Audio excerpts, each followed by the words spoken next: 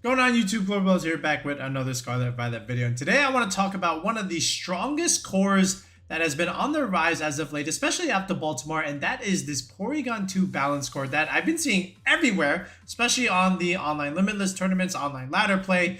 And today we're going to actually build that team, but we're going to put our own little small spin on it because this 5, I would actually say, is actually... You know, they have a lot of similarities, but people are, changing the Tera types. They're changing, some of the EV spreads, and which is good because you need your own take on the team itself. But I want to show you at least the 5 so this way you can understand what it is. It's going to be the Instant Porygon core along with the Ursaluna.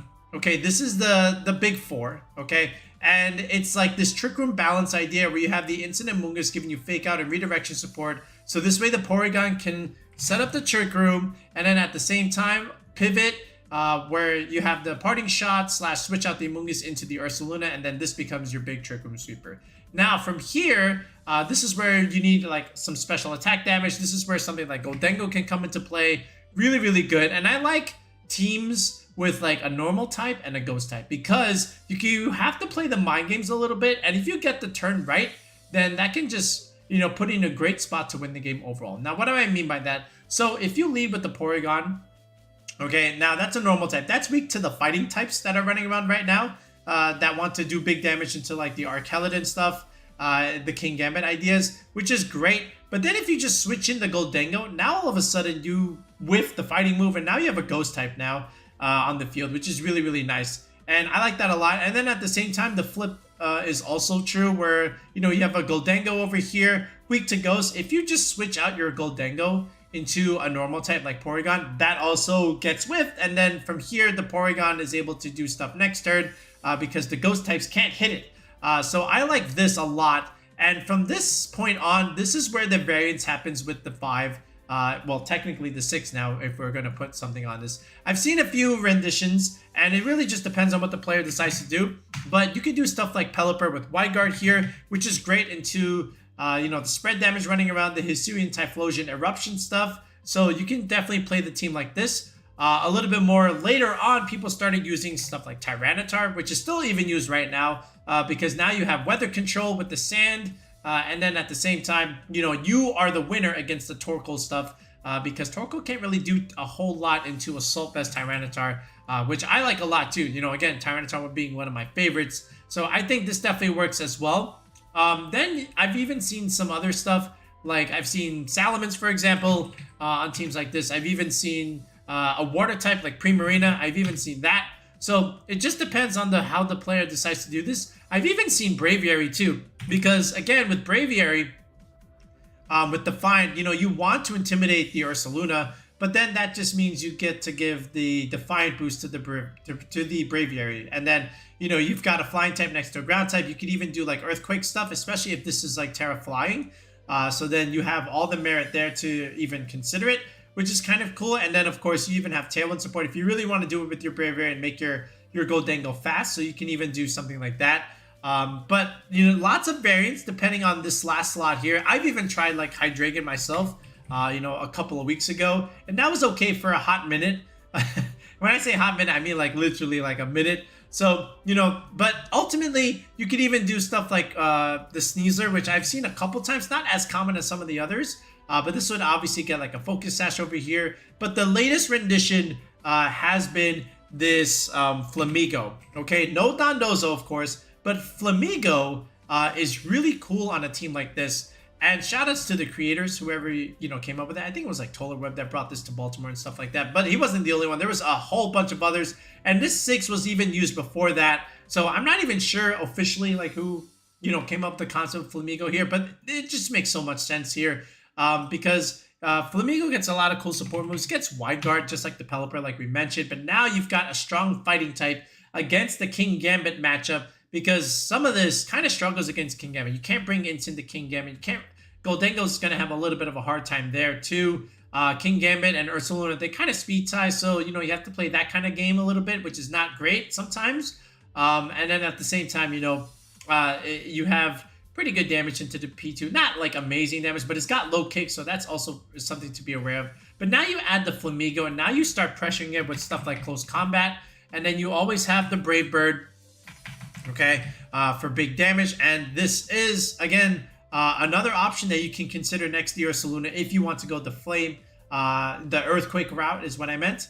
And then after this is usually something like a Focus Sash here. So I really like this 6. And, you know, if you had to go to a regional like tomorrow and you needed a team, I would just recommend this 6 because it's so strong for what it's supposed to do. It's so bulky. You've got a lot of tools here. Like we said, you got the speed control from the P2, the Intimidate, the Fake Out, the pivot potential here. The setup from the Gholdengo over here is also very, very strong if you don't want to go the choice specs route. And then the Flamigo over here just makes all the difference with stuff like Wide Guard and then just even protecting over here. But again, putting pressure against the Kingambit stuff is really good. Archaludon also doesn't want to be dealing with this. You know, just the raw damage from the close combat. And then Brave Bird altogether. Nuke the Rillabooms that want to be, you know, come into the Ursaluna matchup. You can always do that. So lots of good use out of all this. And then, of course, Gholdengo's broken. Even if you click Trick Room, you have your own Amoonguss. You have good as gold. Gholdengo can freely set up a lot of nasty plots here on a team like this. We're going to make this super slow. We're only going to put like 1 speed investment and that's it. This Gholdengo is going to be like pure bulk. I'm going to go Life Orb here. But if you want, you can definitely do something like Choice Specs and then just go like max. So you can definitely do something like this, which is, again, still totally fine. But the way I want to play it is the way that it's similarly played from Baltimore, which is the Life Orb idea. And I'm going to just use like my own sets. I don't really know what Toller's EVs were or even some of the others, but we don't need to know what they are. We can make our own. We're very good at that. So I'm going to recreate the team the way I like to play it right now. And then I'll give it to you guys. So this way you guys can do it as well. Okay, so starting back here with the Porygon-2. All right, so with the P2 here, the main thing, of course, is you're going to have the ice coverage with Ice Beam, and then you're going to have Tera Blast, and then followed up by Recover for, you know, longevity over time. And then, of course, we're going to slap on the Violet here. Now, the one Tera type rising as of late is, of course, the Tera Fighting, and we can get that data from the Lab Mouse website here. So if you're ever unsure what kind of Tera type you want to give a Pokemon, use the data, use the Lab Mouse research. It can help you out here. So if I just put in Porygon-2, and then if I scroll down here to Tera types, look at this rise over here. See this red band? This is all Tera Fighting, and you see how it's been on the rise as of late the last couple weeks. However, after some recent development, that has gone down a little bit, and what has risen instead is, of course, the Tera Flying yet again, which makes a lot of sense because Tera Flying is very, very good against fighting types which want to come against the Porygon and the Instant and even the Ursaluna, right? So, you know, originally Flying was the main Tera type. Then people tried some other niche stuff like, you know, Tera Fairy for the fighting resist. Then people even considered Tera Ground for a hot minute. But then it just ultimately became clear that, you know, fighting was really, really good. And it still might be the best one because now you turn that negative Kingambit matchup into a positive one. And then it's also great into Archaludon and other steel types in general. I still like Flying, to be honest, okay? Like, that's just a me thing, but I still like Flying. I still like, you know, doing big damage into, like, Rillabooms and stuff, and even, like, other Amoongusses. So that's just me. But if you like Tera Fighting, Tera Blast, then by all means, you know, continue to stick with it. But as far as, like, us, we like Tera Flying still right now. The Incineroar, of course, is just going to go Intimidate. This is going to have our safety goggles to give us Amoonguss immunity. I'm still going Tera Ghost. I know Grass has been rising as of late, but I still like Ghost just overall. So Fake Out, Knock Off, Parting Shot, and you can even do Will-O-Wisp. I'm just going to go Taunt over here, but if you like Will-O-Wisp, definitely consider it. I think Taunt is very, very valuable though. Okay, Amoonguss Regenerator. So, you know, you can make the meta call again and say, look, Mouse Hold Population Bomb is annoying. That thing is on the rise. Let's go Rocky Helmet here. Let's redirect all that stuff. So this way the Mouse Hold can get pressured. You can also chip Annihilate stuff like this with the Rocky Helmet. Otherwise, I would just give this thing a berry. Citrus Berry, you could even consider Mental Herb so you don't get taunted. I think these are all good items on it. But it really just depends on what you want to do. But for now, we're going to go Rocky Helmet. I think it's pretty good.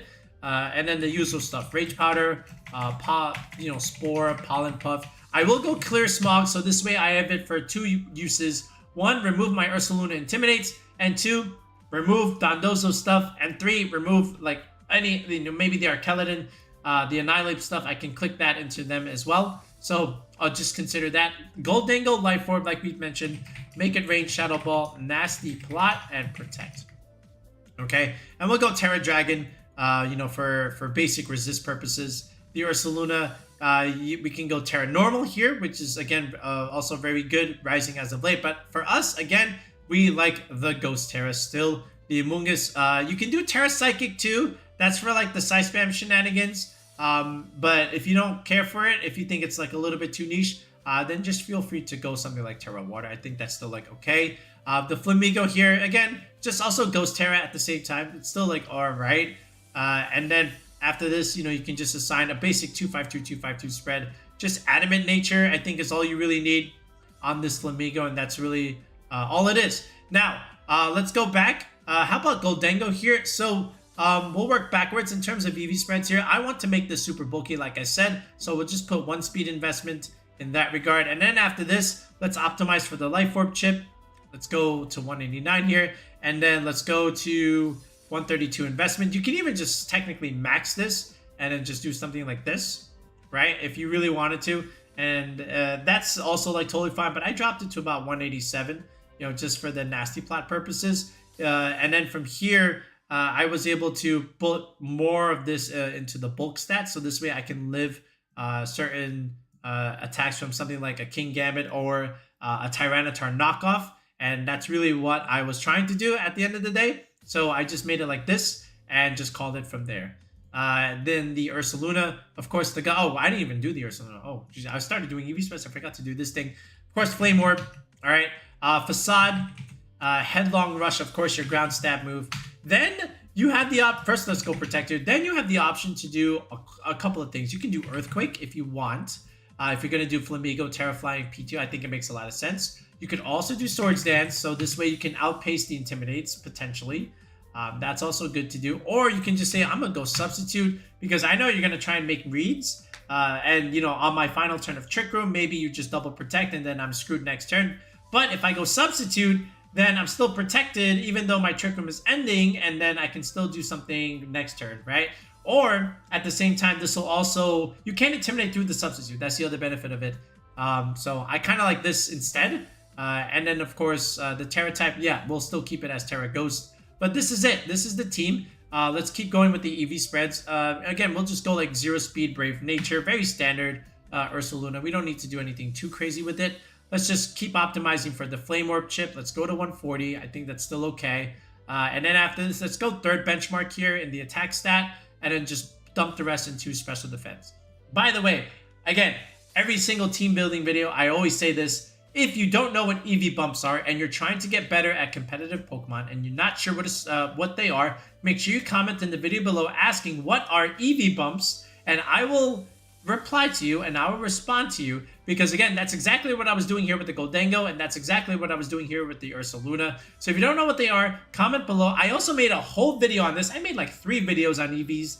Okay, one of them is called What Are EV Bumps? So watch that video too if you care. If not, you can just reply and then I'll still answer you. Okay, anyway, back to the Amoonguss. So standard stuff. So I like this Amoonguss set right now. I'm gonna, normally I give out a very standard basic one, but I made a small adjustment to it. But I'm gonna go to 219 HP because this is gonna optimize for the regenerator, you know, getting nice whole number recovery rather than decimals. So 219 is a good factor of a third. Then I'm going to go 196 investment, totally invalidating my idea of following bumps. But the whole idea is that it survives a lot of different things. So it survives, for example, the main thing I was calculating for was the Brave Bird, Talonflame, Life Orb stuff. So you definitely live that. So that's really good. And then Tera Blast, Tyranitars, you know, even the Airlace Dragonites for that matter with the Assault Vest, or even the Choice Band, you can still like technically do okay there. So I just wanted to really live the Talonflame stuff, and then you also live the Flamigo at the same time. So you know, once I saw that, I was like, okay, that's it. Then let's just keep going and dump into the special defense. The Incineroar here, right now, all I really like out of the Incin is just to, a little bit of speed, first of all, for the mirror matchup, is just to survive the Weather Ball from a Pelipper. That's really all I care about, and that's just 252 HP and 196 HP investments. I'm sorry, special defense investments. So again, invalidating my bumps rule, but again, that's what you have to do because that takes priority over the bumps. The bumps is just a starting point, okay? But once you test and once you know what you want to calc for, and if that means you have to validate your bumps rule, then you do that, because at the end of the day, the damage calc is what trumps all. All right, then the P2 here. So again, we're going to use the old school, not even old school, but last year's Porygon-2 regional spread, where we're going to go for that 1 attack boost. Okay, max HP, of course. We'll go 0 speed, quiet nature, obviously. So this way we can deal some decent damage with our Ice Beam. And we'll go about 92 investment. Okay, because why? If you get a download physical boost, 101 times that. Again, that'll be 151, which is, again, more than your special attack stat. So you're going to get an attack boost. So this Tera Blast becomes physical. And then you still have good special attack damage with the Ice Beam at the end of the day. Then after this, you just go for even numbers. Okay, you can go 124 and then go 36 down here because, again, nice solid even numbers for your Violite. Nothing gets rounded down. And that's really all there is to it. Okay, so I've been, running this 6 at the end of the day. And it felt pretty good when I was using it in a lot of my games. Because, doesn't really necessarily matter about the Tera types and some of the moves that you're able to click, because the core of the team is still the same. The way it functions is still the same. It's just all about those very specific matchups that you may need certain moves for, right? But let's test this out. And again, you have the team now, so you can also use this as well. I'm going to put the paste in the description as I always do. But let's see how the team plays out. So this way you can get a sense and get a grasp of what it's supposed to do. All right, so they're playing the rain team like this. This is very passive. Don't ever do this. But again, we see Amoonguss, we see the Corviknight. So not too much damage from there, even from the Hitmontop, not too much. So your main damage is coming from the Dragonite, and it's coming from that Basculegion, the opposite one, the special attacking one, or something like that. Either way, stuff like Flamigo is going to look pretty good here because, again, Scrappy, you can hit the Ghost type, which is great. And then even Porygon can even do something here because we can always nuke the Amoonguss, but same with Gholdengo too, right? So that's kind of how I want to start that. So I'm going to lead the Flamigo and the Gholdengo first because, again, he doesn't have really speed control, so I can still be okay. There's Basculegion and Pelipper. This is still fine. This doesn't do anything because I'm Scrappy. I can hit a Ghost type, so he goes helping hand here. But it's fine because I Tera Dragon, and now I can click Close Combat. Still fine. I could even consider protecting Gholdengo that turn. But look at this. Make it rain. I just wanted to put pressure immediately, and we get to get rid of the Basculegion. And now he just has Pelipper, which is still totally fine. And now he brings out the Hitmontop. So, again, Scrappy coming into play. But I'm going to go into P2. There's no way he clicks, Close Combat into that slot. So that's good for me. He goes Fake Out into Flamigo. Still fine. P2 eats. Confuses it. But now we get a free nuke on our Flamigo. He goes into Corviknight. I would never hit that thing. My main concern is obviously the Pelipper. So get rid of the Rain Center. So goodbye, Pelly. And now come back in the Amoonguss, right? It's just Hitmontop. And then, intimidates my Ursaluna. So I said, you know what? Take the Gholdengo for free. It's totally fine. Gholdengo did his job. He goes coaching. So that's cool. That's why we're running this. But, again, Flamigo would have just dropped to that, but Protect is so good. And instead, his Hitmontop drops because he has no protection on him. And finally, even if he kills Gholdengo, it's fine. But he doesn't because we're faster. So that's important. And he still aims for the Flamigo at the end of the day instead of the Gholdengo. So I wonder what's going on over there. But either way, we have a Porygon. And now we can just simply nuke because the Porygon doesn't need to do anything. And that's it. That's a wrap. That's game one. One game. All right, so this one's like, again, the Typhlosion Eruption stuff, which is still fine because, again, we do have Wide Guard. So this is like an easy Flamigo lead. And then after that, I can even consider stuff like Incineroar just to put pressure on, a lot of what he has. You use Knockoff to remove key items. So I kind of just want to do stuff like that. So I'm going to go Incin and I'm going to glow the Flamigo. But instead, he brings out the Gothitelle and he brings out the Dragonite, which is very strange if you ask me, but still makes sense. So what I'm going to do is just protect the Flamigo first and just click Knockoff on the Dragonite just to weaken it a little bit. He protects the Gothitelle, not quite sure. But there's the Tera Blast Terrifying, so we did bait that. I don't think he needed to do that, but he did, and now he just knocked it off. Now he goes into the Goodra, which is still fine. We nuked the Dragonite, so great job, Flamigo. We took out the D-Knight, And now Instinct can also remove something from the Gudra. That's a second crit. So goodbye leftovers. He comes back into the Sneasler, goes for the CC. That's okay, because I'm gonna just make a trade and say trade Instant for Sneasler, which is still fine. Again, he is Sash. That's the way to play it. But it's okay because, you know, we got a lot of his health down, and there isn't too much. I'm gonna go into P2 here. Go Tera Flying, nuke the Sneasler, goes close combat. That's not it. This is why Tera Flying is still very good and rising yet again. Remove the Gudra. So great close combat from Flamigo, and then just go Tera Blast onto the Sneasler, and I think that's like totally fine. Okay, and he goes into Gothitelle. It's not much left, but he decides to play it out. There's the E-Force. We go with Tera Blast. We hit harder, and eventually Gothitelle will play one more, but at the end, it just doesn't really have a place. Not really sure where to really fit it in, because at this point the goose is cooked. Now we bring in the Ursaluna, and now this is where you click forfeit almost, right? So we chip the Goth, we chip it, we crit it anyway.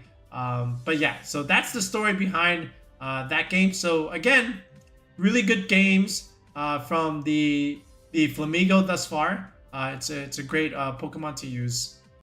All right, this one is like typical side spam stuff. So you already know what we're gonna lead, right? Right? You must know. So there's the Indeedee, and there is the Annihilate.